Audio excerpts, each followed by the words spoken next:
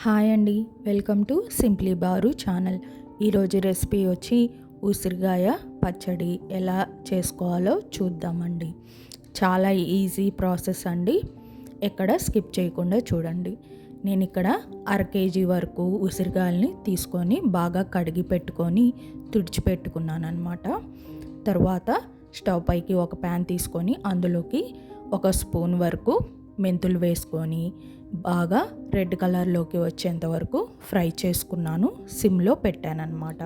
3 spoons వరకు ఆవాలు కూడా ఈ మెంతుల్లో వేసుకొని ఫ్రై చేసుకోవాలండి. ఫ్రై అయిన మెంతుల్ని ఆవాలని వేరొక ప్లేట్లోకి తీసుకొని చల్లారి పెట్టుకోవాలన్నమాట.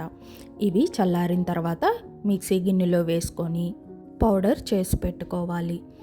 ఇప్పుడు ఈ ప్యాన్లోనే 1 కప్పు వరకు ఆయిల్ వేసుకున్నానండి. అదే కప్పుతో 2 కప్పుల వరకు ఈ ఉసిరికాయలు కూడా వేసుకున్నానమాట. కరెక్ట్గా నాకు 1/2 kg వచ్చి ఈ 2 కప్స్కి సరిపోయినాయి. ఆ తర్వాత మీడియం ఫ్లేమ్లో పెట్టుకొని ఆయిల్లో ఈ ఉసిరికాయలు అనేవి గోల్డెన్ కలర్లోకి చేంజ్ అయ్యేంత వరకు ఫ్రై చేసుకోవాలి. మీరు ఉసిరికాయల్ని కడిగి పెట్టుకున్నప్పుడు నేనైతే ఇక్కడ ఘాట్లు ఏం పెట్టుకోలేదండి. కావాల్సి ఉంటే ఘాట్లు కూడా పెట్టుకోండి, ఇంకొంచెం త్వరగా వేగుతాయి అన్నమాట. చూసారు కదా, ఇక్కడ ఫోర్క్తో గుచ్చితే స్మూత్గా ఉసిరికాయలోకి దిగిపోతుందన్నమాట. సో ఉసిరికాయలు అనేవి మంచిగా ఫ్రై అయిపోయినాయండి. ఇంకా ఈ ఉసిరికాయల్ని తీసి వేరొక ప్లేట్లో పెట్టుకొని పక్కన పెట్టేసుకొని చల్లార్చుకోవాలి. సో మనం ఉసిరికాయ పచ్చడికి ఇప్పుడు పోపు ప్రిపేర్ చేద్దామండి. అందుకోసం వేడిగా ఉన్న ఆయిల్లోనే 1 స్పూన్ వరకు ఆవాలు, 1 స్పూన్ జీలకర్ర, ఒక 2-3 వరకు ఎండుమిరపకాయలు వేసుకొని బాగా ఫ్రై చేసుకోవాలి. ఇవి ఫ్రై అయిన తర్వాత 10 వరకు వెల్లుల్లిపాయలు, పొట్టు తీసి పెట్టుకున్న వెల్లుల్లిపాయలు కూడా వేసుకొని ఫ్రై చేసుకోవాలి. 1 గుప్పెడంతా కరివేపాకు కూడా వేసుకొని ఫ్రై చేసుకోవాలండి. ఇవన్నీ బాగా ఫ్రై అవ్వాలన్నమాట. ఆ తర్వాత ఈ తాలింపును కూడా పక్కన పెట్టేసుకొని చల్లారనివ్వాలి. నెక్స్ట్ ఇంకా నేను చింతపండు గుజ్జుని ప్రిపేర్ చేస్తున్నాను. నేను లెమన్తో కాకుండా చింతపండు గుజ్జుతో ఈ ఉసిరికాయ పచ్చడిని చేస్తున్నాను అనమాట. సో నేను ఇక్కడ 50 గ్రామ్స్ వరకు చింతపండు తీసుకొని నానపెట్టుకొని ఇలాగా థిక్ పేస్ట్ లాగా తీసుకున్నానండి.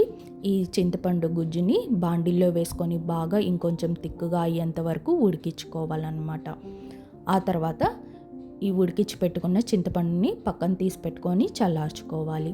ఇప్పుడు ఒక స్టీల్ బౌల్ తీసుకొని అందులోకి మనం ముందుగా ఫ్రై చేసాం కదా మెంతులు, ఆవాలు పౌడరు అండ్ నేనైతే 1 కప్పు వరకు కారము, 1/2 కప్పు వరకు సాల్ట్ వేసుకొని బాగా కలుపుకోవాలండి. నేను ఇందులో 3/4 కప్పు వరకు కారం వేసాను. మిగిలిన 1/2 కప్పు కారం కొంచెం లాస్ట్లో వేస్తానన్నమాట, టేస్ట్ చెక్ చేసుకొని.